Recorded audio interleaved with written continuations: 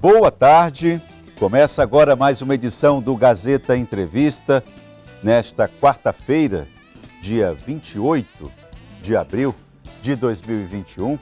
Hoje nós fomos surpreendidos, né? O pessoal foi surpreendido com a informação que foi divulgada aqui nos sites regionais, de que o telefone do senador Sérgio Petecão foi clonado e que ele está orientando aí a todo mundo a ignorar as mensagens. Bom, de uma coisa a gente não pode ficar despreocupado, né? Que normalmente esses camaradas que clonam celulares para poder aplicar golpes pedindo dinheiro, não vai ser esse o caso do senador Sérgio Petecão, né? Ninguém vai receber uma mensagem do celular clonado do senador Sérgio Petecão pedindo um dinheirinho aí, né? R$2.000, R$2.500, acho que não cabe. Mas fica aí a informação, se você receber uma mensagem estranha do senador Sérgio Petecão, saiba que o celular dele foi clonado, que as providências estão sendo tomadas. Bom, o assunto hoje, aqui nesses dois primeiros blocos do programa, vai continuar sendo assunto sobre a nossa política regional. É claro que falar em política regional nesse momento, aqui no Acre, é falar sobre CPI da educação e vamos falar também a respeito de uma situação porque a CPI da educação, deixa eu só lembrar você que acompanha, a CPI da educação ela foi proposta pelo deputado estadual Daniel Zen. Ele propôs, fundamentado em alguns indícios, em algumas situações, ele pontuou aqui, inclusive, que há 11 pontos que precisam ser investigados e disse que desses 11 pontos, o governo do estado do Acre está investigando, por meio da Polícia Civil, apenas 3. Apenas 3. Então, portanto, a CPI, ela se fundamenta, se justifica e o deputado conseguiu 9 assinaturas. Então, a oposição na ALEAC ao governo de Gladson Cameli é composta por 4 deputados, então ele conseguiu mais 5 assinaturas. Uma delas é a do deputado estadual Fagner Calegari. Agora eu vou lembrar o seguinte, que na ocasião, quando a CPI foi proposta, o gabinete do governador Gladson reagiu, o próprio governador reagiu, e reagiu num tom acima, falando a respeito de 2 situações de destaque. Primeiro, a possibilidade de também criar uma CPI do DEPASA, na expectativa de que isso amenizasse ou fizesse com que a oposição recuasse em função dos casos, dos escândalos ocorridos no DEPASA na gestão do PT. Bom, um outro ponto de destaque foi a questão das empresas terceirizadas. Ele anunciou que ia suspender os contratos, não é isso, com as empresas terceirizadas. Aí ele mexe num segmento cujo um segmento que o deputado Fagner Calegari não esconde de ninguém, já disse aqui, que representa esse segmento da nossa economia, das empresas terceirizadas. Vamos dar uma conversada com quem se sente atingido por essas falas? Deputado Fagner Calegari, boa tarde, seja bem-vindo a mais uma edição do programa Gazeta Entrevista. Oi, Tam, boa tarde. Boa tarde a todos que nos acompanham nesse momento. Como sempre, é um prazer estar participando aqui desse programa com você e que a gente possa estar aí levando a informação verdadeira, né, para a população. Muito obrigado mais uma vez por me receber aqui no Gazeta, tá? Bom, deputado, eu queria falar o seguinte, o senhor assinou a CPI da educação proposta pelo deputado Daniel Zen e ontem, o senhor também assinou a CPI proposta pelo próprio governo de estender a investigação a partir do ano de 2016? Oi, Tan, essa pergunta é interessante e as pessoas vão poder entender. Não só assinei a CPI que foi proposta, que foi ali proposta pelo deputado Daniel, que teve o apoio da bancada da oposição e da bancada dos deputados independentes, mas como também assinei a CPI, me disponibilizei a assinar, ninguém me enviou até agora, mas eu registrei na sessão de ontem o interesse em assinar a CPI proposta pelo governo do estado. E o que me preocupa é que ontem, mesmo pela manhã, o próprio governador faz uma matéria publicada no site, no portal de notícias AC 24 Horas, dizendo que possivelmente a CPI inviabilizaria o recebimento de recursos federais. Aí, atacando a CPI proposta aqui, a CPI original, não a genérica, que a gente chama agora a CPI do governo de CPI genérica.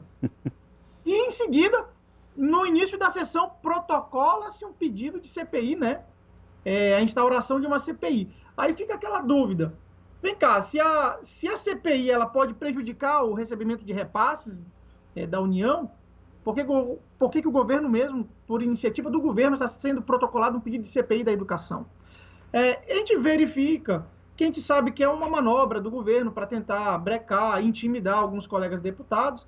Eu, particularmente, me sinto muito seguro dos meus atos, das minhas ações, e não vejo por que não assinar nenhuma das CPIs. Vou falar aqui, quem for podre, que se quebre. Quem fez errado, que pague. O que a gente não pode é deixar com que a população seja prejudicada nesse momento, sobretudo nesse momento de pandemia.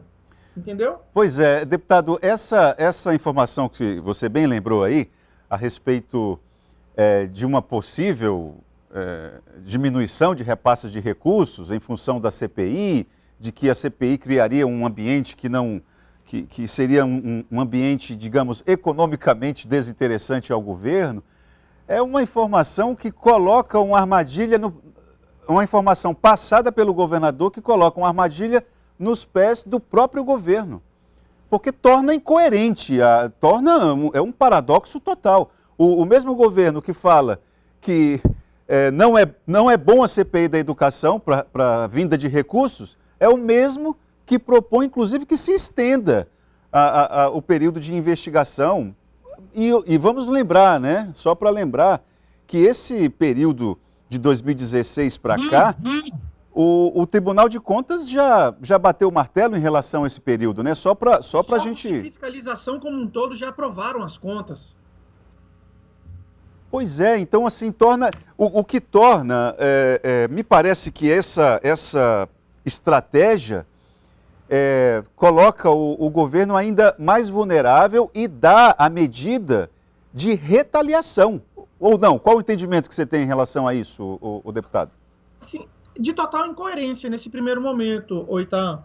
Porque, assim, na semana passada, o líder do governo, fazendo o papel de líder, defendendo o governo, menciona que não tem um clima favorável para a CPI, né? Na terça-feira, ou seja, ontem, o governo menciona essa questão dos repasses, e ontem mesmo a gente vê a base do governo fazendo o pedido de uma nova CPI. Ou seja, quer dizer que do que falou para trás já passou, agora é momento de CPI. Não é só momento de CPI, mas é momento de ampliar a investigação da CPI, e nós sabemos que isso tudo é no intuito de atingir, ali, de confrontar o deputado propositor. Mas o próprio deputado propositor já falou, pode investigar.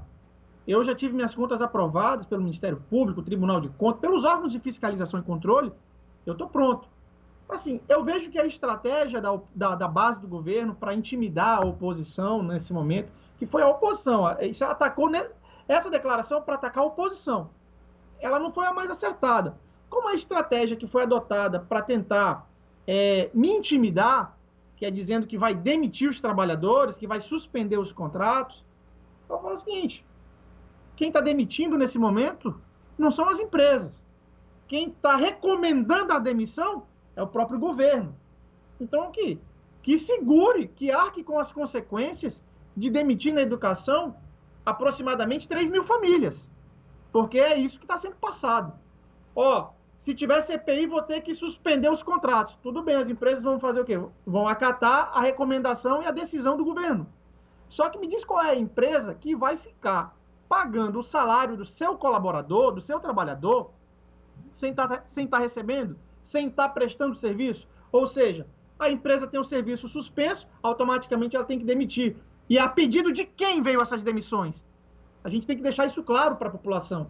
Isso vem a pedido do próprio governo do Estado, que tem aí a figura do nosso governador. Agora, eu deputado, acho que não é um momento de demissão. E eu não acredito que o governador vai fazer isso nesse momento tão delicado que nós estamos vivendo, então. Pois é, eu vou perguntar justamente isso. Houve essa fala do governador falando a respeito de possível suspensão dos contratos com as empresas terceirizadas, mas uma coisa é a fala, outra coisa é a ação. O que ficou de concreto em relação a esse ponto? Então, o que é o meu achômetro funcionando? Eu acredito que o governador ele é muito sensível a essa questão das famílias. A gente sabe, inclusive ele vem sendo submetido a algumas situações constrangedoras, tem de fazer algumas visitas e tem sido abordado pelos trabalhadores terceirizados que estão sem receber há quase 4 meses e ele tem tido que prestar essa satisfação, né? Eu acredito que, de verdade, em sã consciência, nenhum gestor público, no momento como esse que estamos vivendo dessa pandemia, de todos os problemas financeiros e econômicos que nós estamos atravessando, vai querer agravar. Eu entendo que ele possa ter ficado, de certa forma, lá chateado, mas a nossa intenção nesse momento é de ajudar o governo. E é importante eu te falar, Itan, aqui a todos que nos acompanham, que a minha assinatura nessa CPI, ela foi por uma questão muito simples. Estou cansado de pedir informação para a Secretaria de Estado e não ter. Eu estou cansado de sentar para fazer reunião para resolver esse problema e ele não ser resolvido. Eu estou cansado de tentar o diálogo e não ter resposta.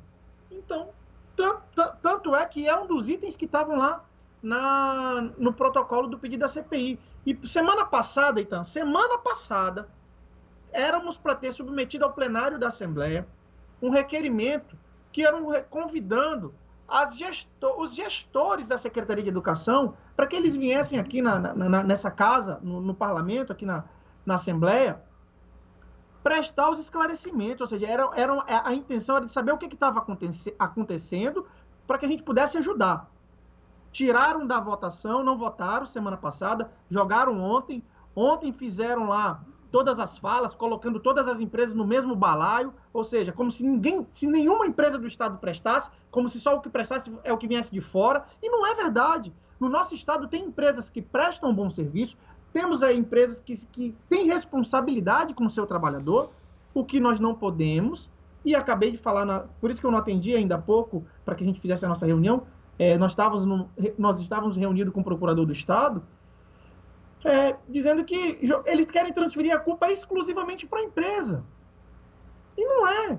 Não, o deputado, o que eu percebo... Não é 100% culpada nessa história. O que eu percebo é que, dependendo da conveniência, o governo saca da manga da camisa o argumento de que a responsabilidade pelos colaboradores das empresas é das empresas. Aí, quando isso não convém, aí não. Aí ele chama para si a responsabilidade da condução. Mas eu vou fazer um breve intervalo agora, deputado Calegari, e a gente volta falando a respeito um pouco dessa questão da relação entre o Gabinete Civil do governador Gladson Cameli e a Assembleia Legislativa, que me parece, no início do mandato do governador Gladson Cameli, foi uma relação conturbada, a coisa ficou um pouco mais calma, mais serena, mas me parece que nós estamos em um outro momento de turbulência. Vamos conversar sobre isso com o deputado Fagner Calegari no segundo bloco do Gazeta Entrevista de hoje.